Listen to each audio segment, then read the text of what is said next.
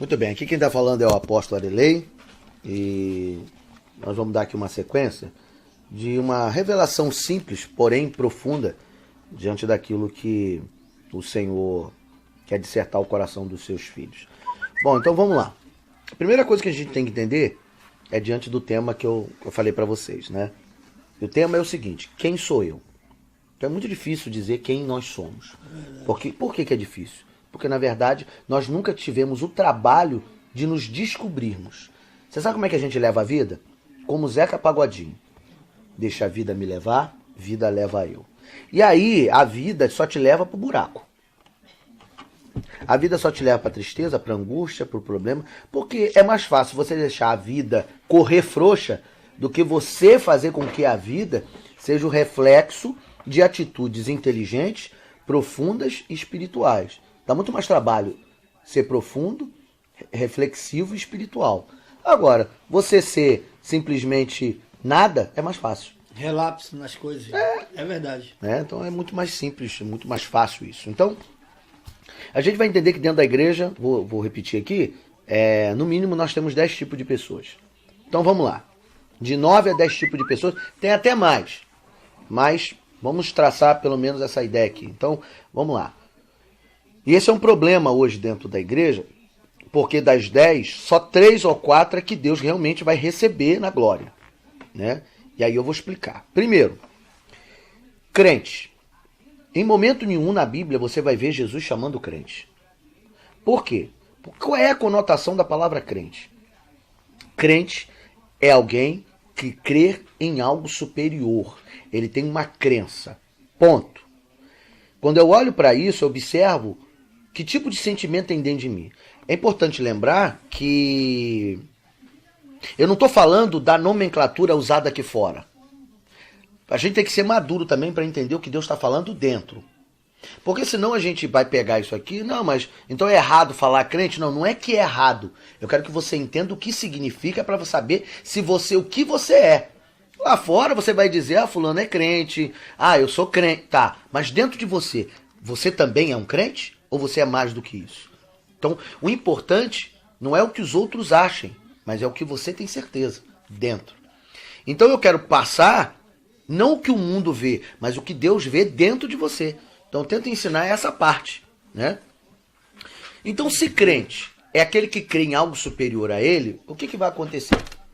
Quando eu olho para isso, eu vou ver alguém mais crente do que eu e vocês juntos aqui. Mas o cabra é crente até o tutano. Sabe quem é? É o diabo. Porque não é crer que existe algo maior e superior. Não tem ninguém mais que conheça a face de Deus do que o diabo. É verdade. E ele, por isso que ele conhece a palavra como ninguém. Por isso que ele foi capaz de tentar Jesus no deserto. Porque ele era crente, ele cria. Se tem uma coisa que o diabo nunca vai ser, é ateu. Porque ele tem certeza da existência de Deus. Né? E a existência dele é que fez ele estar onde ele está hoje. Né? No patamar que ele se encontra. Então, eu pergunto para você, se a minha fé me transforma em alguém que pode ser considerado alguém com a mesma qualificação do meu adversário, será que é isso que eu quero para minha vida espiritual? É óbvio que não. Creio que não. Você acha que o diabo usa quem dentro das igrejas? Vamos pelo básico. A primeira pessoa que eu falei, quem é que o diabo vai usar dentro das igrejas? São geralmente os crentes. Os crentes. Que o diabo não vai usar o ímpio. Claro. Vai usar o crente. O diabo vai usar quem? O crente. E por que ele usa o crente? É porque ele também é crente. Então crente com crente se entende. É profundo. Essa foi profunda. Entendeu? Eu nunca vi por esse prisma. Mas é uma questão de análise. É uma análise. Abriu o leque. Eu não falo nada. Primeiro, tudo que eu falo eu quero que vocês pensem. Abriu o leque. Tem que abrir. É isso aí, a mente tem que desenferrujar. Esse é o problema. O problema é que a gente não quer pensar. E aí quem não pensa é facilmente levado por conversas. Com certeza. Né? Então eu estou aqui tentando ser rápido aqui. Então vocês já entenderam o que vocês não querem ser na vida. Crente. Jamais. Não importa se lá fora, fulano é crente da igreja, sou sim. Tá, mas você respondeu a uma nomenclatura de alguém que é ignorante. Quando eu digo ignorante, é desconhecer o que aquilo representa.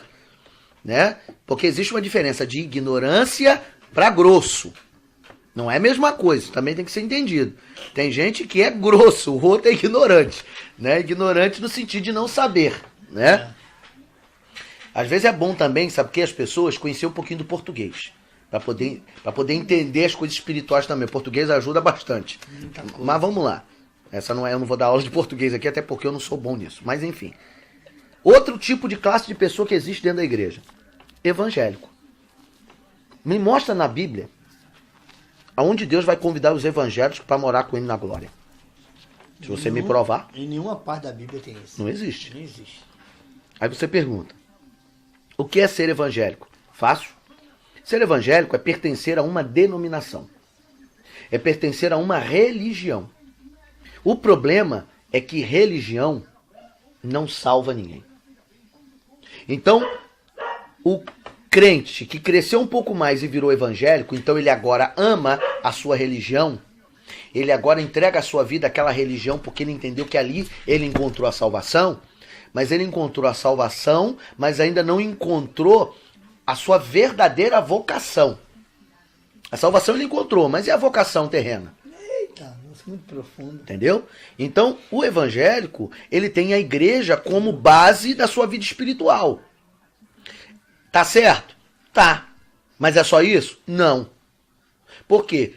Porque nós vamos encontrar os evangélicos chamados Jairo. Quem são os evangélicos chamados Jairo? Conhece a palavra, estudou a palavra, é sacerdote do templo, é príncipe da sinagoga, porém, na hora que precisa vencer a sua crise, ele não podia contar com ninguém. Por quê? Porque ele sabia que ali não receberia milagre. Porque o milagre não parte de uma denominação e nem de uma nomenclatura evangélica. Evangélico quer dizer, eu participo de uma igreja. Eu faço parte do corpo ministerial de uma igreja. Só que eu pergunto para você, todos que estão na igreja vão ser salvos? Não. Acredito que não. Acredito não, tenho certeza. Tenho certeza. Ninguém pode dizer isso. Um evangélico, ele não será salvo porque ele é evangélico. A igreja não salva ninguém. A igreja mostra o caminho da salvação. Templos humanos não conduzem o homem à salvação. O que conduz o homem à salvação é a vida espiritual que ele tem dentro daquele templo. Mas o templo em si não promove nada. Ele não faz nada. Então, ser evangélico é apenas ter um lugar que te direciona para um lugar maior.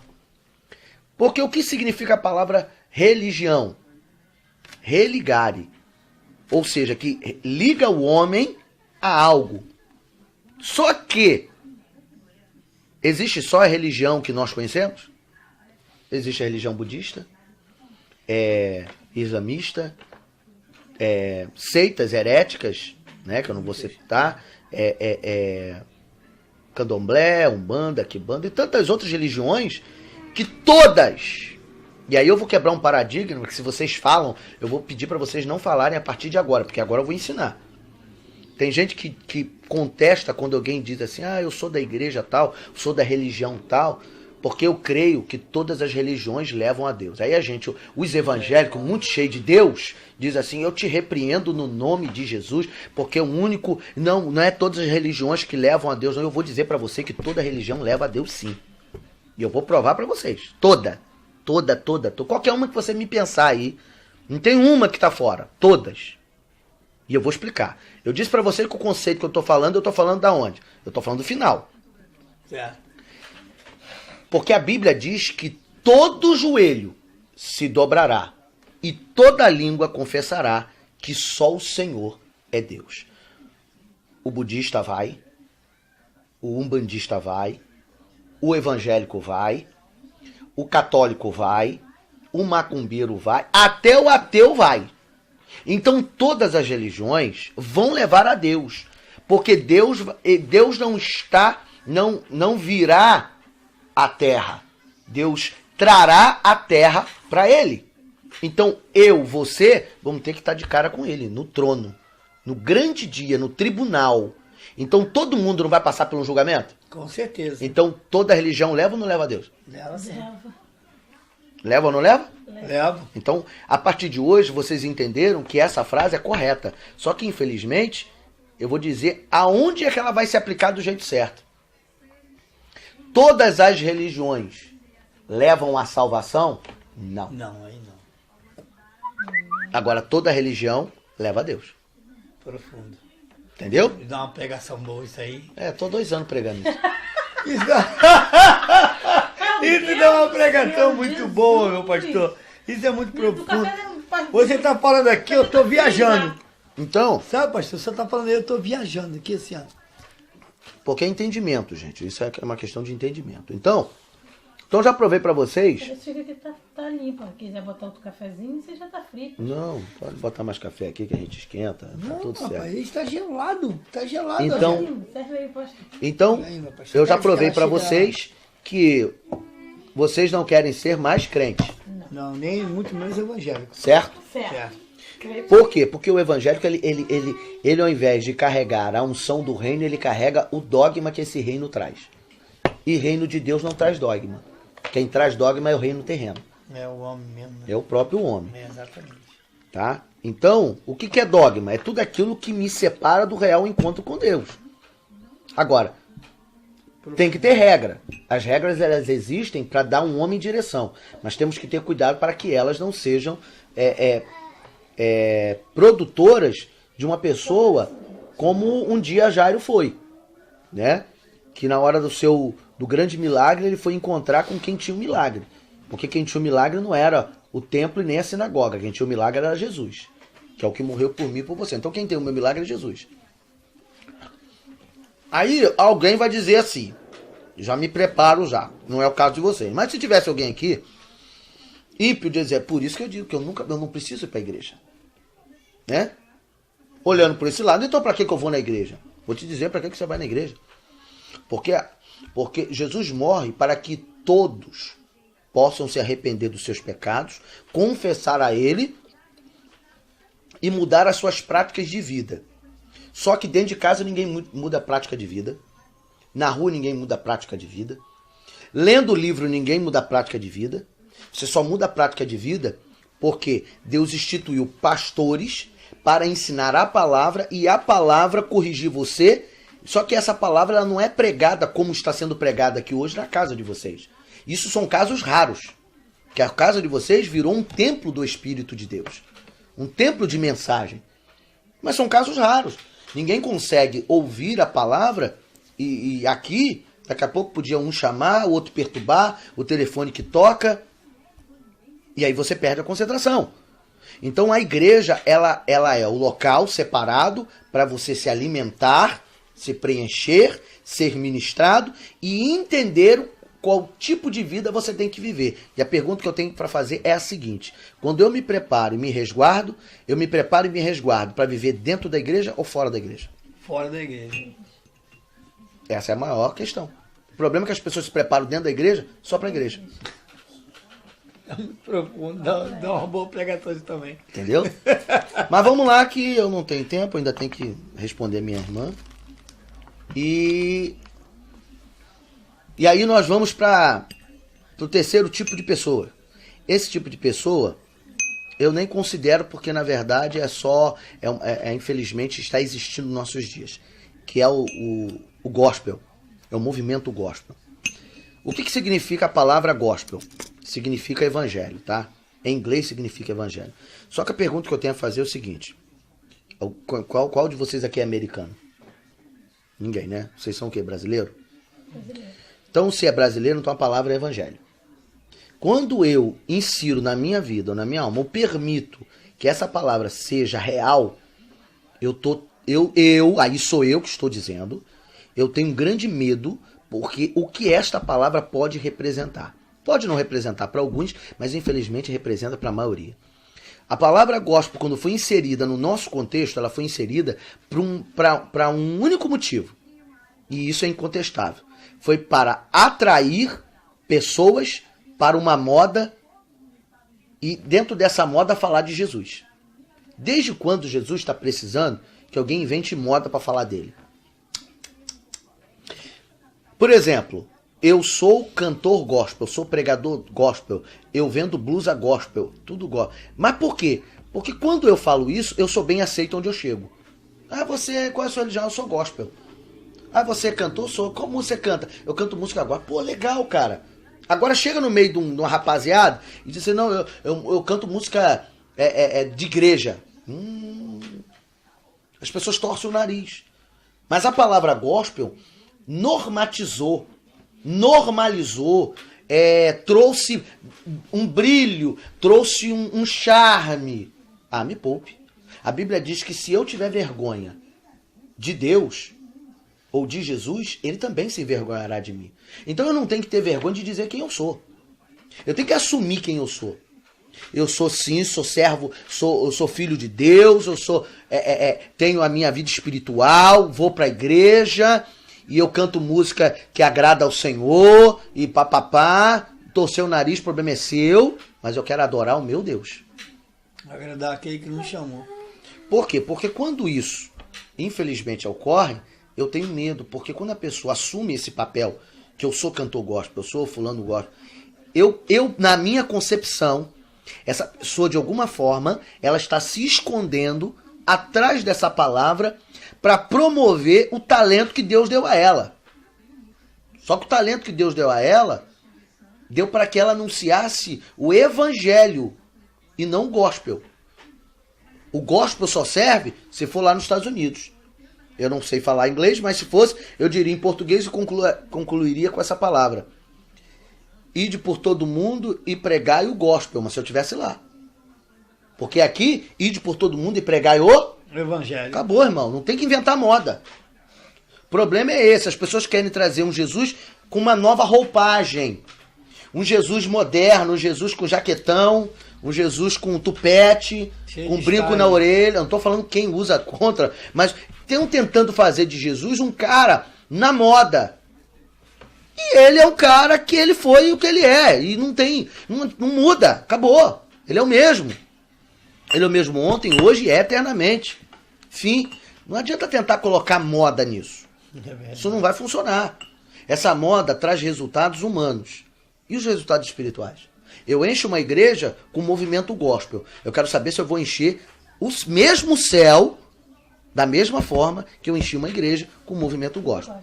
Se eu com o movimento gospel encher o céu com a mesma proporção, então eu calo minha boca e boto a minha viola no saco e fico quieto. Porque, infelizmente, o movimento gospel não atrai ninguém para a santidade e nem para a santificação. Atrai para um momento de prazer e de alegria num contexto tido como de Deus.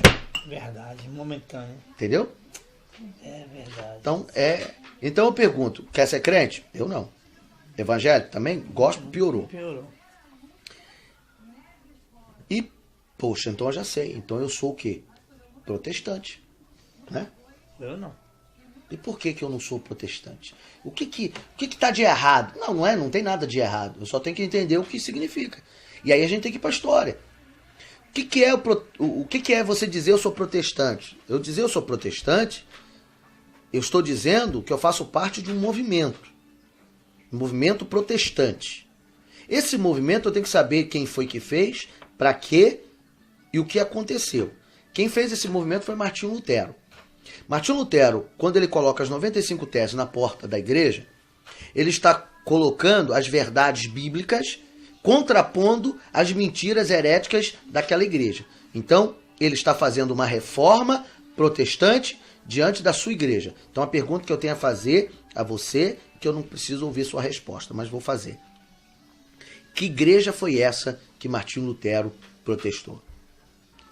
Não precisa responder. Era Batista? Metodista? Assembleia de Deus? Era Universal do Reino? Não. Sabe qual foi a igreja que ele criticou? A Igreja Católica. Por que ele criticou a Igreja Católica? Ah, claro que ele criticou. Ele era da Igreja Sal da Terra, então ele foi lá e bateu com força, porque ele era crente da Igreja Sal da Terra, ele era protestante. Mentira. Martinho Lutero era católico. Isso aí. Tão católico, um grande teólogo, conhecedor da palavra, e que tinha uma função muito forte dentro da Igreja Católica. Podemos dizer que ele era um padre, né? com a mesma intelectualidade de um padre, que são pessoas inteligentíssimas, né? Então, a reforma protestante, ela ocorre por conta do que Martinho Lutero fez com a sua própria igreja. Ele briga para que a igreja dele, acertasse os erros. Mas sabe como é que a gente vê a questão do protestantismo?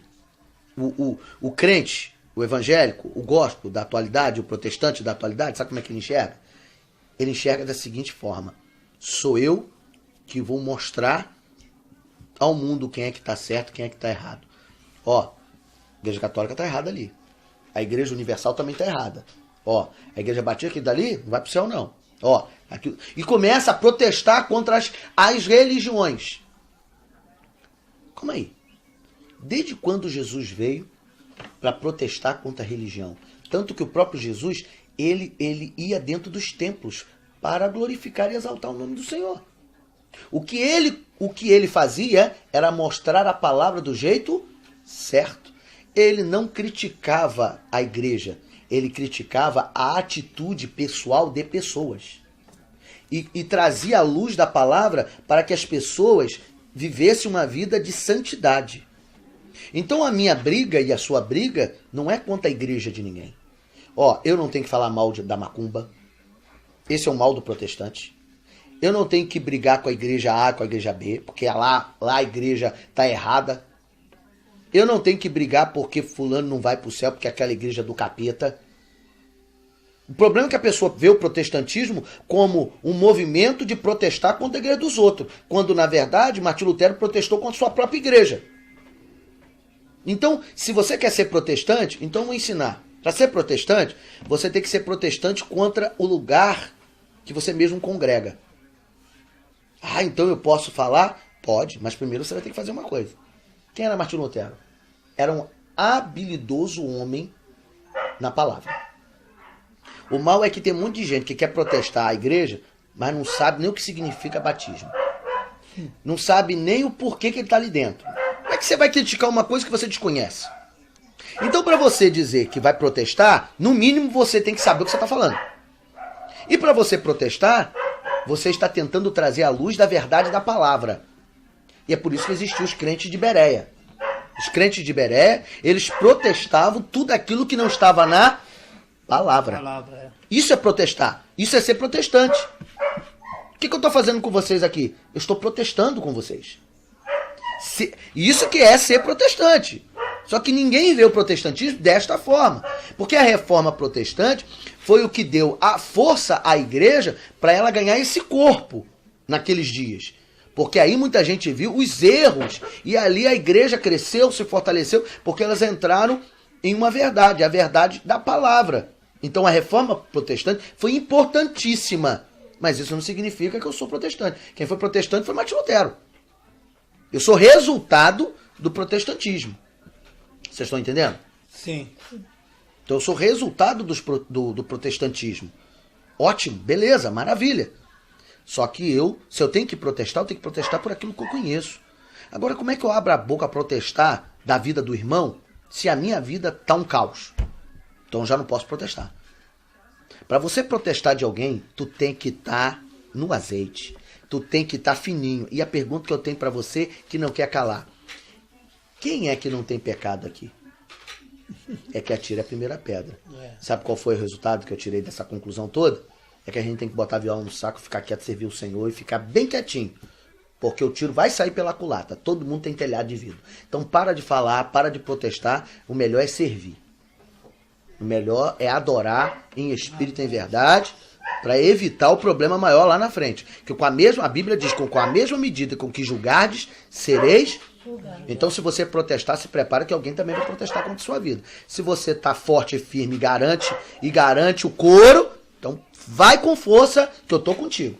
Agora, se você não está nesse papel, eu estou pregando isso. Eu estou muito quieto na minha, estou fora dessa realidade, que eu não vou aguentar o pau que vai descer em mim, então eu também não quero ser protestante. Agora, se alguém quiser arriscar, é com vocês mesmo.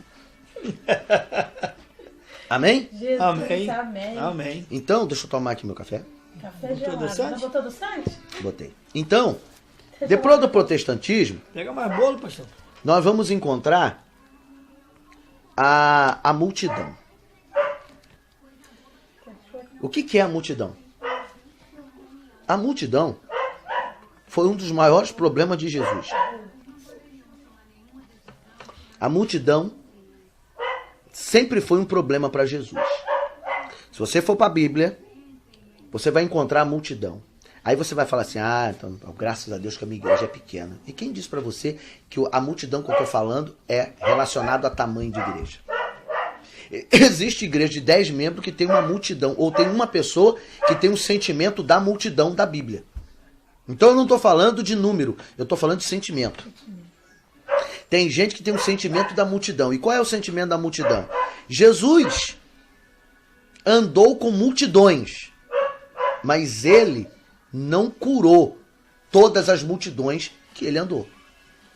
E nem todas as multidões foram beneficiadas com a palavra de Jesus. Pergunto para você, Jesus andou ou não andou com a multidão? Com certeza. Mas foi a mesma multidão que aplaudiu quando ele passou no burrinho, no jegue. Hosana, Hosana, né? Foi ou não foi? Foi. Mas também foi a mesma multidão, que julgou a Jesus. Quando Pilatos ainda deu a dica ainda, né? Pilatos ainda fez assim, ó, eu vou lavar as minhas mãos. E aí eu fico imaginando, aí sou eu, imaginando a cara de Pilatos, porque quando olhou para Jesus, porque ele sabia que Jesus não tinha pecado para morrer, crucificado. Só que todo mundo colocou esse pepino na mão dele, que ninguém quis julgar.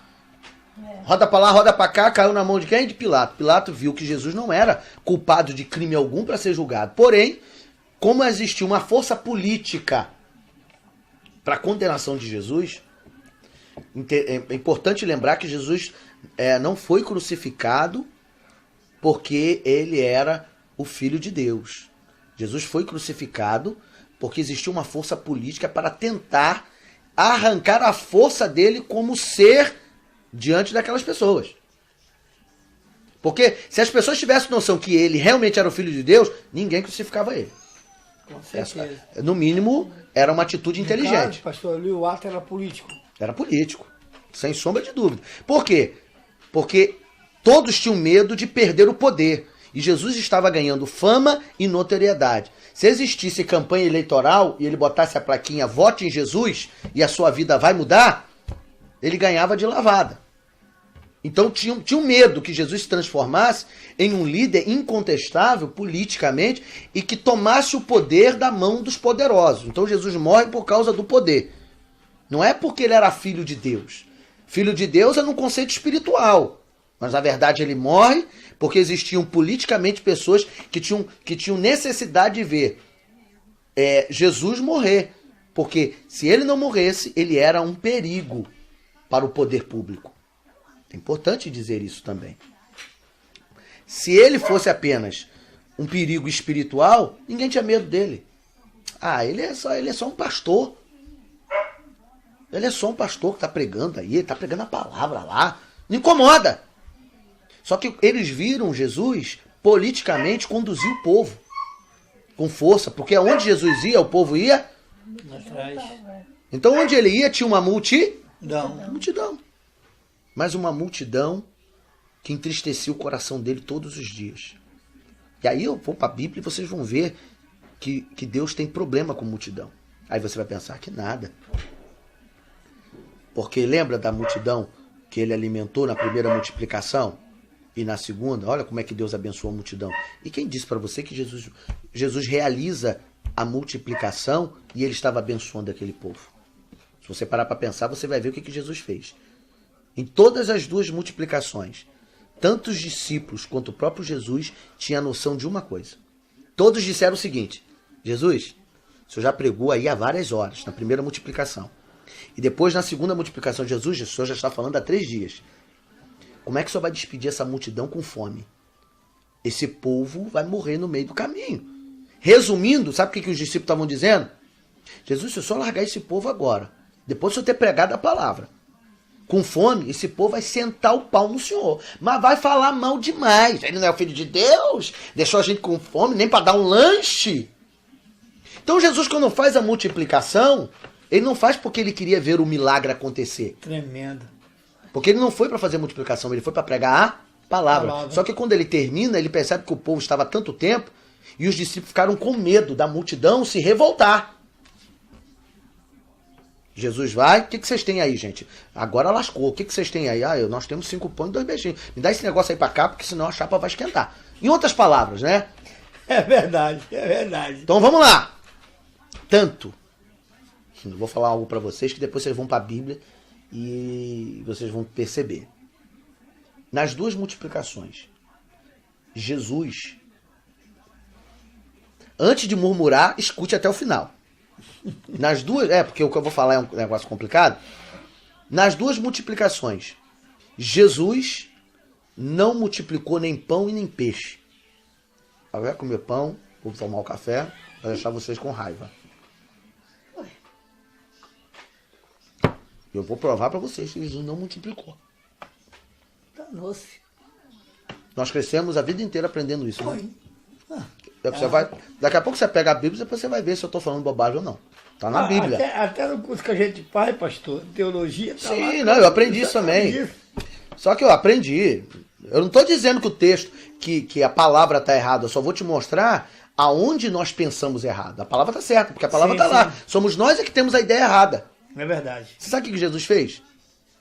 Por quê? Não era a alegria dele. Olha o que eu estou falando para vocês. Não era a felicidade de Jesus multiplicar aquele pão e aquele peixe. Ele fez porque ele tinha que fazer, porque se ele não fizesse, o povo morreria de fome, ou murmuraria, e tantas outras coisas. Olha o que Jesus fez. O que ele pergunta? O que vocês têm? Temos 5 pães e 2? Peixe. Quem foi que falou para eles ir? Quem foi que falou para Jesus que a multidão ia morrer no meio do caminho, ia perecer? Quem foi que falou? Os discípulos. Até aí estamos correto? Correto. Jesus pega o pão e pega o peixe e faz o seguinte: Pai, a ti te dou graças. Em outras palavras, ele diz: Senhor, agora faz o seu milagre. Tama, Pedro.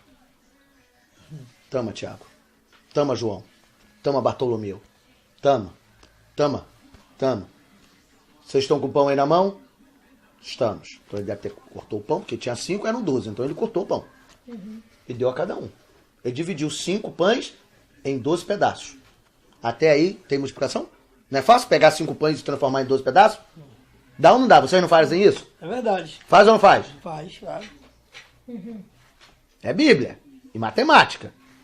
Tamo um pedaço. Teve multiplicação aqui? Não, isso é divisão. Depois ele pegou o peixe, 2 peixes, também. Não sei que jeito ele deu, que ele cortou e deu. Ele veio andar com uma faquinha, né? Não sei. E ele fez o seguinte: Jesus, tendo dado graças, repartiu com os seus discípulos e os seus discípulos na multidão. Quem foi que multiplicou os pães e peixes? Foi Deus. Não, foi Deus, claro. Sim. Quem que multiplicou foi os discípulos. Os discípulos. Entendeu agora? Tá na Bíblia, gente. Quem fez o processo da multiplicação foram os discípulos. Ele só repartiu. Ele orou, deu graças, deu a tama Pedro, tama João. Ele dividiu. Aí, no caso, o discípulo deu pedaço por cada pessoa. E alimentou 15 mil pessoas. Jesus ficou assim, ó, de braços cruzados. Na Bíblia tem algum lugar que diz que Jesus deu pão para a multidão? Não. Ele deu pão para quem? Deu para os discípulos, serviu. Tô falando alguma bobagem? Não. Tá na Bíblia. O que ele fez foi repartir o pão, ele deu graça. Primeiro ele abençoou. Então o que Jesus fez foi abençoar. E faz assim, agora é contigo mesmo, pai. Isso aí, cada pedaço que a pessoa... Aí, não foram os discípulos que questionaram Jesus? Foi. Não foram os discípulos que falaram que o povo ia morrer de fome? Aí Jesus fez o que com eles? Agora, foram vocês que falaram? Agora se vira e alimenta a multidão. Sabe o que Jesus está falando? Eu tiro várias conclusões daqui. Primeiro, que Jesus devia estar triste naquele momento em saber que não adiantava ele pregar a palavra. Porque a multidão ia falar mal dele. Ia questionar ele. Isso sou eu pensando. Deus vai falando, meu Deus, eu fiz tanto por esse povo. E eles vão reclamar porque vão sair com fome? Mas mesmo assim ele entendeu, entregou os pães. E os discípulos repartiram com a multidão. Tanto que sobrou 12 cestos de um e 7 cestos do outro. Mas essa multiplicação partiu da mão de quem? Dos discípulos. Deus então deu aos discípulos poder de multiplicar. Jesus também tinha, mas quem multiplicou foram os discípulos. E aí eu olho a segunda questão. Tem dia que Deus na nossa vida, Ele não faz, mas Ele coloca na tua mão para você fazer e multiplicar.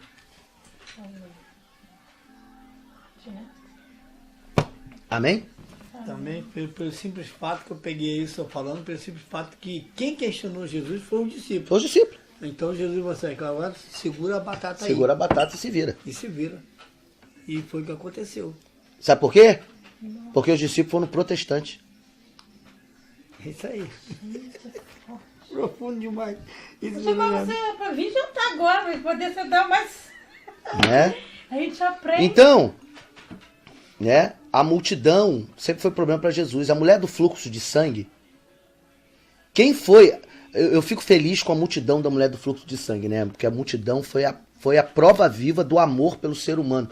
Porque quando a mulher do fluxo de sangue foi chegando perto, foi prestes, né? Deu de cara com a multidão. O que a multidão fez? A multidão, gente, deixa ela passar, né? A multidão foi abrindo espaço. Olha, ela vai se encontrar com Jesus. Não foi isso que a multidão fez? Não. Ah, não fez não, irmã? Ela ficou doidinha agora. Ficou. Claro que a multidão não fez isso. A multidão piorou mais ainda a situação daquela mulher. Coitada, Ao ponto dela ter que se rastejar. Que jeito ela deu, eu não sei. Então tá entendendo o que é o sentimento da multidão dentro de uma igreja? O sentimento da multidão dentro de uma igreja é esse.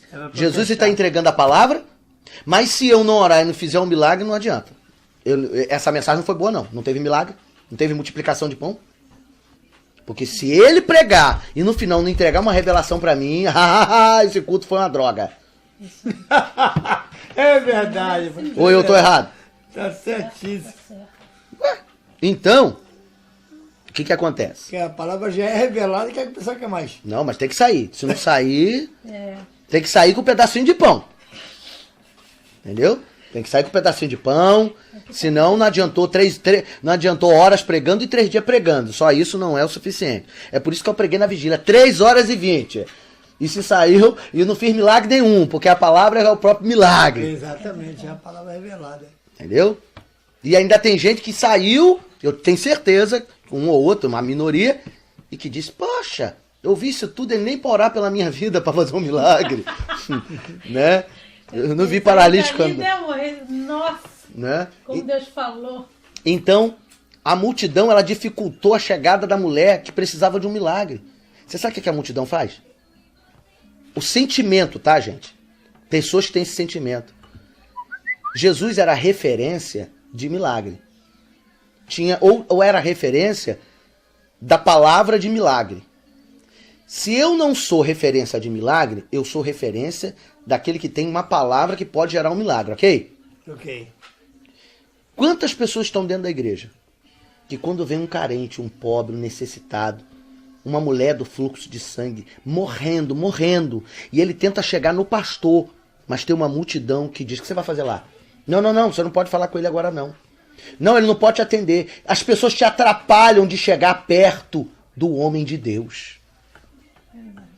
Você não precisa de 10, não. Um só quebra tudo. Basta um diácono, um presbítero, basta uma ovelha, qualquer um, basta um. Aquele que se levanta para dizer, não, ninguém vai chegar perto do meu líder. Ele é a multidão, ele impede. A pessoa para chegar ao teu pastor tem que pegar o pastor no revesguete. Ficar distraído assim, lá. Quando o pastor para cá do lado, segurar ele. Pegar ele sem querer. Porque se não for, fulano e ciclano não deixa. Fazer gabinete, nem pensar.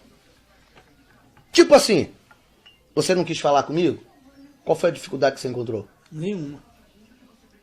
Mas, infelizmente, essa não é a realidade da história dos dias atuais. É verdade. Tá muito besteira. Você não teria na sua casa esse pastor, esse apóstolo. É o apóstolo, ele não vai na minha casa. Aí tem que passar por 10 pessoas até chegar a mim. Porque eu sou o apóstolo Arilei. Não, meu, o que você quer? Você vai falar sobre o quê? Se o senhor não falar, eu não posso marcar esse gabinete. É a multidão, meu irmão, impedindo você de tocar no seu milagre. É profundo. Entendeu? Verdade, meu pastor. Então, isso é sério. E eu tenho que, né, adiantar aqui. Né? Depois tem o servo. Aí você fala assim, mas eu digo, sempre disse, eu sou servo do Senhor Jesus. Tá. Então vamos pensar. Existem dois tipos de servo. Todos dois servem a Deus. O inútil e o útil. Não, todos dois são úteis. Não vou nem falar disso. Que esse servo inútil, sabe quem é o servo inútil? É o filho do capeta mesmo, é o cão. Esse não presta mesmo. Aí eu não posso falar dele. Eu estou falando de servo que serve a Deus. Mas existem duas formas de você servir a Deus. Então por isso que eu vou ter que entender se está bom ou se está ruim. Quando você diz eu sirvo a Deus, você tem que entender o que essa frase significa dentro de você. Tem um monte de gente que é servo de Deus, do jeito certo e do jeito errado. Jeito errado. Tem gente que se transforma em escravo de Deus. Que coisa, hein? Tem gente que vira escravo da obra de Deus. Aí você vai dizer, mas isso não é bom? Nunca foi e nunca será. Porque diz a Bíblia que um escravo não sabe o que o seu senhor faz. E Deus já não chama de servo, mas de amigo. Está lá na palavra. Então vocês estão começando a entender.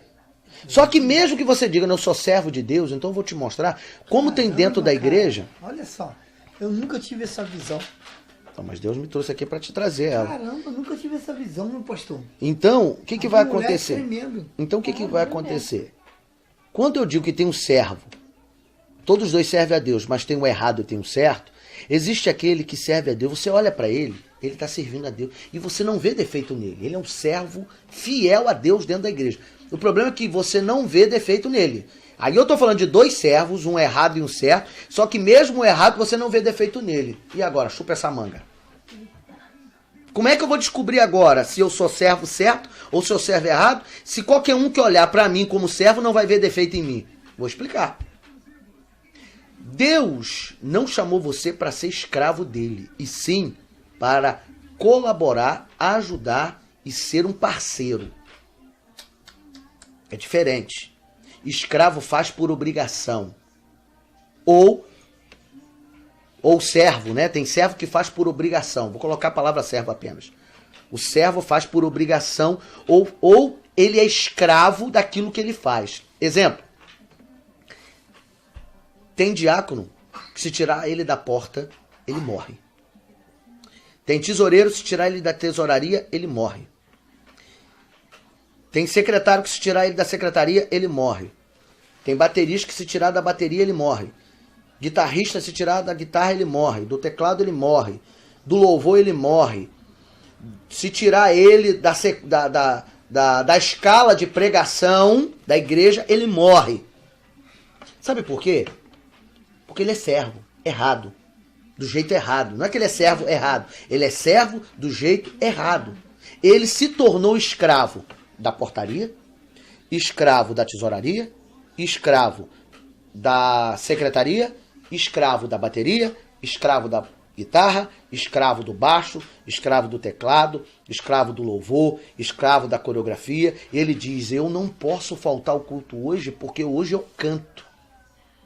Ele se tornou escravo daquilo que ele faz. Ele deveria entender qual é o papel dele. Podem me arrancar tudo, dizia Davi. Deus pode me tirar tudo, só não tire de mim a alegria da sua salvação. Davi não era escravo do pasto. Davi não era escravo da sua harpa. Davi não era escravo do seu reino. Davi não era escravo das suas guerras. Davi só queria uma coisa: adorar em espírito e em verdade. Esse era o sentimento dele. Isso não quer dizer que ele não errou, mas o sentimento dele era esse. O problema é quando nós nos transformamos em escravo, e isso tem um monte, porque as pessoas se machucam quando você tira ele daquele lugarzinho que ele fez a casinha dele lá. Ele fez a casinha dele. É o João de Barro, ele fez a casinha ali. Ele morre se quebrar a casinha dele. Só que a casinha dele não é aqui, porque as minhas moradas e a minha casa não é nesta terra, são nas mansões celestiais. Então não importa se eu estou aqui ou se eu estou aqui. Eu quero naquele dia estar lá. Entende? Então tem gente que é escravo do seu próprio trabalho, do seu próprio serviço, né? Escravo da sua atividade. É servo dela. E se você é servo dela, você não serve ao Senhor, você serve a posição que você tem, então, e não o Deus que te deu a posição. Então por isso que Jesus falava assim: tudo que vier à sua mão, faça com alegria. Mandou lavar, lave. Mandou enxugar, enxugue. Mandou sentar, sente. Entendeu? Mandou levantar, levante. Por isso, eu sempre questionei essa frase: Jesus, tudo que vier à sua mão, faça com alegria. Mas por quê? Agora estou entendendo. Porque você não é servo, você é amigo, parceiro. Aí vai falar assim: mas quem é o servo? Então quem é o servo que faz o certo? É aquele que serve o Senhor com alegria. Sem questionar, sem protestar. Acabou. Esse é o servo certo. Sem ser crente. É isso tudo. Esse leque tá É que tipo assim, tô pregando, que é maravilha. Não tô pregando, tá fazendo mínima diferença. Tô tocando, glória a Deus. Não tô tocando, aleluia. Eu não sou servo daquilo que faço. Eu preciso estar alegre com o que eu faço. Até quando eu não estou fazendo nada, eu estou alegre com Jesus. Isso aí. Amém? Amém. Então, não somos escravos do condicionamento humano. Então eu posso dizer que eu prefiro não ser servo. Eu prefiro servir apenas. É por isso que eu costumo dizer assim: a pessoa diz, você é de que igreja? Você não sou de igreja nenhuma. Eu sirvo a Jesus na igreja tal. Tá bom. Eu sempre falo isso, né, André? Aí vamos lá. Cristão. Eu sou cristão. Que nó na cabeça vocês vão ter agora? Tá errado ou tá certo? Não sei. Vocês é que vão analisar e vão dizer. O que é ser cristão? Ser cristão, a definição é crer na obra que Cristo deixou na terra. Você crê na divindade de Cristo. Por isso você é um cristão. Por que eu não me conoto como um cristão? Porque eu vou olhar para outros que são cristãos que, na verdade, estão fora daquilo que Jesus deixou. Quantos cristãos se denominam cristão, mas se curvam à imagem de escultura? Muitos. Então não precisa falar. Então eu já não quero ser igual a eles. Quantos cristãos acreditam em reencarnação? Um monte. Aí eu estou falando de religiões que tem como Cristo como base da sua fé. Só que ele pega Cristo, mistura, sacode e faz um angu de caroço e mistura alho com bugalho e faz daquilo uma religião. Então, ser cristão é ter a obra de Cristo como uma verdade, mas não viver na verdade nesta obra. Caramba. Entendeu? Então, essa verdade ou essa tristeza, então, posso dizer que eu sou cristão? Posso, mas eu sei que eu não sou esse cristão. Eu sou muito mais do que isso, ou pelo menos preciso ser mais do que isso. Né? Então, quando ele diz isso, ele está se aliando a qualquer outra religião. Você chega para... Você é o quê? Eu sou cristão. Muitos não perguntam mais nada. Mas cristão de qual igreja? Então, quer dizer, então tem vários tipos de cristão. A igreja só é uma. A igreja é só uma. E não é igreja na terra, é a igreja que Deus vai subir para morar com ele no céu. Então, eu estou fazendo apenas você pensar, né? Então, cristão também, eu tenho minhas reticências, tá? Volto a dizer, não é errado dizer nenhuma dessas que eu disse anteriormente. Só que eu preciso entender que depois que eu tenho conhecimento, eu vou ser tudo isso, mas não vou ser só isso. Eu quero ser mais do que isso. Entende? Aí depois que passou essa fase do cristão, nós vamos ter o amigo. O que é um amigo?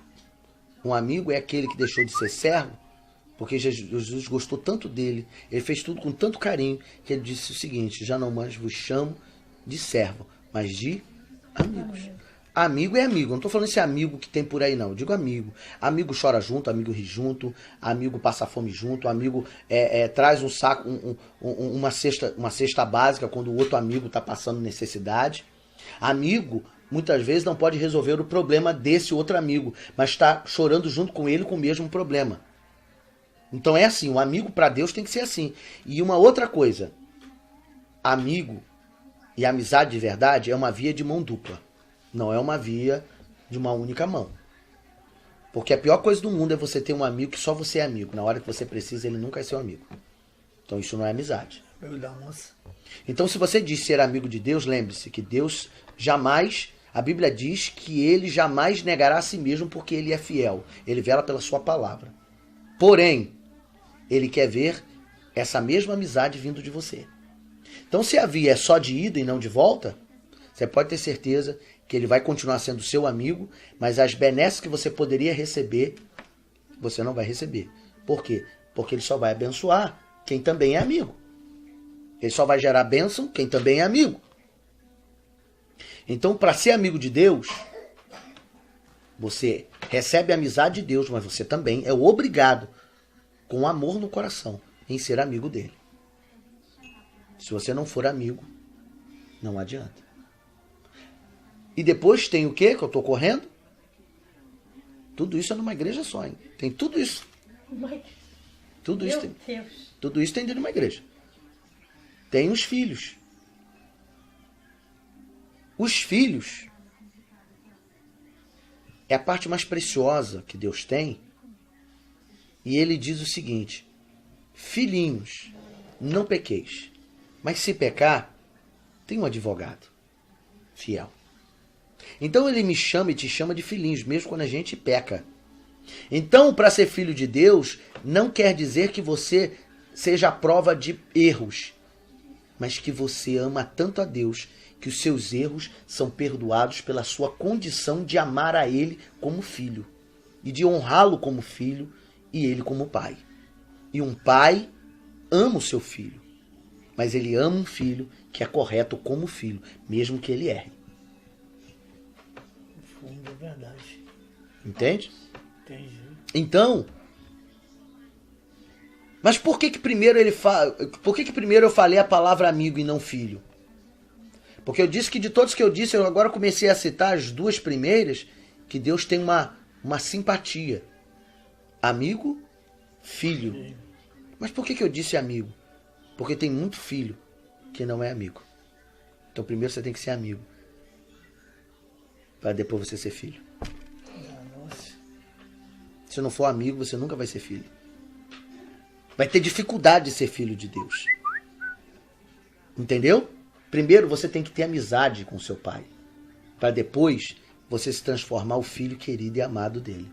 E essa amizade dá intimidade, né? Isso aí. Essa amizade dá intimidade. Essa amizade dá intimidade, mas não dá liberdade. É isso aí. É isso aí. Lembrei que você falou lá na igreja. É. Pastor. Ai, meu Deus do céu, nego tudo pulando na cadeira. Mas ué. Uma falta de respeito com o pastor. Comigo eu não brinco assim não, mas com o Maurício era toda hora, né? Mas ué. É falta de respeito. Um coronel pode zoar o subalterno. Pô, caramba, o coronel brincou comigo, você viu? Pô, ele gosta de mim. Porque se o coronel brincou, é porque ele gosta do cara. Você jamais tem que brincar com ele. Porque isso é falta de respeito. Ele não te deu essa liberdade. Com certeza. Né? Então você receber uma palavra, um carinho, é honroso. Agora, você falar é desonroso. Porque você não tem qualificação para falar a altura dele. Né? E a gente está falando de patente. Né? A gente está falando de patente, de hierarquia. E espiritualmente, também. Por isso que a igreja muitas vezes está do jeito que está. Porque as pessoas acham que tem intimidade e por essa intimidade acham que tem liberdade. Uma coisa totalmente diferente da outra. É verdade. Mas enfim, a Bíblia diz que ele... A única coisa... Você vai ver que a Bíblia só vai falar, olha só, a Bíblia só vai considerar alguém que chame a atenção de Deus. Quais são? Amigos. Então ele vela pelos amigos que ele tem, pelos filhos, né? Sim. E por uma particularidade sensacional, que é a 10ª pessoa, ou a 9ª pessoa que eu vou falar, porque eu posso também colocar também o adorador, que o adora em espírito e em verdade, né? Eu posso colocar no meio, né, também, sendo a 9ª pessoa, né, o 9º tipo de pessoa, que é o adorador, porque este ele busca. A Bíblia diz que Deus busca o verdadeiro adorador que o adora em espírito e em verdade. Ou seja, não basta ele ser espiritual, ele também tem que ser verdadeiro. Ser espiritual não significa que você é verdadeiro. E ser verdadeiro não significa que você é espiritual. Você tem que ser os dois. Andar lado a lado. Espiritual e verdadeiro. Tem gente que acha que falar a verdade é sinceridade. Nem sempre. Muitas vezes você fala a verdade, não é para ajudar, é para matar. Se você falar a verdade para ajudar, o problema é que a maioria das pessoas falam a verdade para matar. Não é para ajudar. Então por isso que ele está dizendo que você tem que ser em espírito e em verdade. Porque se você tiver em espírito e em verdade, a sua verdade nunca vai matar quem estiver perto, porque você é espiritual. E o espiritual não tem prazer da morte daqueles que já estão pior, estão mal, estão caídos, estão quebrados. Então o ser espiritual tem uma coisa chamada misericórdia. E a misericórdia com a verdade de Deus, meu Deus, promove milagres. Amém? Amém. Verdade. Vou pular aqui o adorador e vou direto para o que eu mais gosto. Porque na verdade, Deus quer que nós sejamos esse tipo de pessoa, que é o discípulo. O que é um discípulo? É a cópia do seu mestre. Então diga comigo, um discípulo é a cópia do seu mestre. do seu mestre. O mestre fez, você faz. O mestre pensou, você pensa. Você é a cópia dele. Então ele disse o quê? Ide e fazei Discípulos. Ele não disse ir de fazer crente, ir de fazer evangelho, ir de fazer gospel, ir de fazer cristão, ir de fazer multidão, ir de fazer servo, ir de fazer cristão, ir fazer crente Raimundo, pé na igreja de todo mundo, ir de fazer discípulos. Pergunto para você, ir de fazer o quê? Discípulos. Porque ele é o maior exemplo, não é não? Com certeza. Jesus era amigo de Deus? Sim. Não, vou melhorar. Jesus servia a Deus com alegria? Sim. Sim. Era amigo de Deus? Sim. Era filho de Deus? Sim. Ele era a cópia do seu próprio Deus? Sim. Só essas pessoas que vão para o céu. Eita, papai. O senhor tem que ser tudo isso para poder ser amigo de Cristo e amigo de Deus. Por isso que é difícil definir quem sou eu. Ah, ainda bem que tá gravando, porque na próxima eu vou estar aqui, ó. Isso aí. Eu creio que você vai ter a Então, próxima. não, claro. Então, o que Jesus, na verdade, veio à Terra foi para fazer discípulo. Discípulo de quem? Do Pai. Porque ele era discípulo do Pai. Ele pregava o que o Pai pregaria. Ele falou o que o Pai falou. É, por isso que ele fala assim, todos que vêm a mim vai ao Pai. Por quê? Porque são discípulos. Porque eu sou discípulo do Pai. Eu vou no Pai, você também vai. Agora, se você não for meu discípulo, porque eu sou discípulo do Pai, você não é amigo. Você não é filho, você não vai chegar a lugar nenhum. Aí Paulo chegou a esse consenso também, né? Esse mesmo consenso aí de que... Sede meus imitadores como eu sou de Cristo. Mas quando ele está dizendo ser de meus imitadores, não é para ninguém imitar a ele, Paulo. Imitar as atitudes que Jesus deu a ele para tomar diante do ministério e que ele foi bem sucedido porque ele imitava Jesus. Né? Então, viu o que é que nós precisamos ser? Então, quando te perguntarem, a partir de hoje, a definição que agrada a Deus. Você é crente? Não, eu sou discípulo do Senhor Jesus Cristo. Ah, que maravilha. Nossa. Só que para ser discípulo do Senhor Jesus Cristo, você vai ter que deixar de ser crente, você vai ter que deixar de ser evangélico, você vai ter que deixar de ser gospel, você vai ter que deixar de ser protestante, você vai ter que deixar de ser o servo errado, você vai ter que deixar de ser a multidão, você vai ter que deixar de ser... O que mais? Faltou mais algum? Não, agora Não, acho que agora só... Então você vai ter que deixar de ser todos esses. Para poder se transformar. Primeiro deixe de ser eles, para se transformar em amigo, filho e discípulo. Então vocês têm uma caminhada grande para chegar lá. Ixi, fale não. Mas fique tranquilo, que quem não chegar a ser discípulo é aquilo que eu falei no início, na brincadeira. Se você não conseguir até o final da sua vida ser discípulo de Cristo, seja pelo menos amigo. Que esses vão passar no tacho. Como é que você falou? Na raspa de tacho. Na raspa do tacho. Pelo menos amigo de Deus tem que ser. Aí não tem como. Porque tem que ser sincero com Deus. Porque Tem o que amigo ser sincero. É sincero. Então, Eu sempre falo Davi, isso. por que Davi era segundo o coração de Deus? Ele poderia não ter sido o melhor discípulo, mas ele foi amigo de Deus. Foi E Deus sincero olhou, com foi Deus sincero toda com hora. Deus. Toda hora. Por isso que Deus honrou a ele. Então, na pior das hipóteses, não deu para ser discípulo?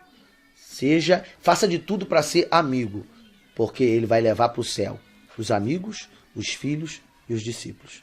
E todos esses são verdadeiros adoradores que o adoram em espírito e verdade. Amém? Amém. E acabou a gravação. Muito bem, aqui quem está falando é o apóstolo Arilei e nós vamos dar aqui uma sequência de uma revelação simples, porém profunda, diante daquilo que o Senhor quer dissertar o coração dos seus filhos. Bom, então vamos lá. A primeira coisa que a gente tem que entender é diante do tema que eu falei para vocês, né? E o tema é o seguinte: quem sou eu? Então é muito difícil dizer quem nós somos. Por que é difícil? Porque, na verdade, nós nunca tivemos o trabalho de nos descobrirmos. Você sabe como é que a gente leva a vida? Como Zeca Pagodinho. Deixa a vida me levar, vida leva eu. E aí, a vida só te leva pro buraco. A vida só te leva pra tristeza, pra angústia, pro problema. Porque é mais fácil você deixar a vida correr frouxa do que você fazer com que a vida seja o reflexo de atitudes inteligentes, profundas e espirituais. Dá muito mais trabalho ser profundo, reflexivo e espiritual. Agora, você ser simplesmente nada é mais fácil. Relapso nas coisas. É verdade. Então é muito mais simples, muito mais fácil isso. Então, a gente vai entender que dentro da igreja, vou repetir aqui, no mínimo nós temos 10 tipos de pessoas. Então vamos lá. De 9 a 10 tipos de pessoas, tem até mais. Mas vamos traçar pelo menos essa ideia aqui. Então, vamos lá. E esse é um problema hoje dentro da igreja, porque das 10, só 3 ou 4 é que Deus realmente vai receber na glória. Né? E aí eu vou explicar. Primeiro, crente. Em momento nenhum na Bíblia você vai ver Jesus chamando crente. Por quê? Qual é a conotação da palavra crente? Crente é alguém que crê em algo superior. Ele tem uma crença. Ponto. Quando eu olho para isso, eu observo que tipo de sentimento tem dentro de mim. É importante lembrar que eu não estou falando da nomenclatura usada aqui fora. A gente tem que ser maduro também para entender o que Deus está falando dentro. Porque senão a gente vai pegar isso aqui, não, mas então é errado falar crente? Não, não é que é errado. Eu quero que você entenda o que significa para saber o que você é. Lá fora você vai dizer, fulano é crente, eu sou crente. Tá, mas dentro de você também é um crente? Ou você é mais...